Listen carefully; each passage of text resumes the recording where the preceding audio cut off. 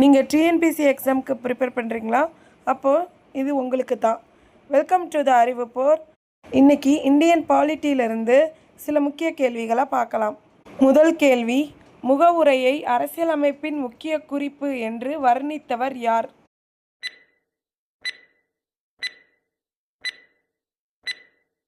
The correct answer is option A, Ernest Parker. இரண்டாவது கேள்வி, சகோதரத்துவம் என்ற சொல் தொடர்பாக சரியான கூற்றை தேர்ந்தெடுக்கவும். அது பிராந்தியவாதத்திற்கு இடமளிக்காது, அது வகுப்புவாதத்திற்கு இடமளிக்கும், அது சாதியவாதத்திற்கு இடமளிக்காது.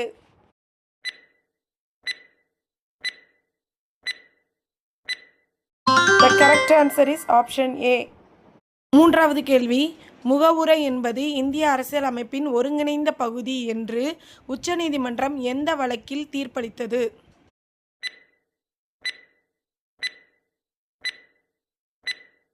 The correct answer is option B, Kesavananda Bharathi வழக்கு 1973.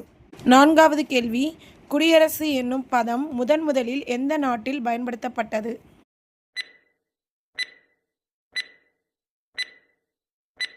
The correct answer is option B, Rome.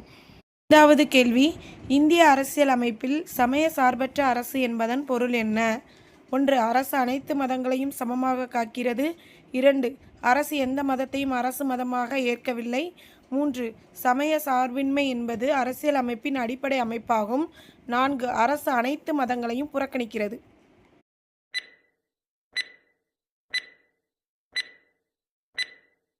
Correct answer is option C, 1, 2, 3 சரியானது, 4 தவறானது.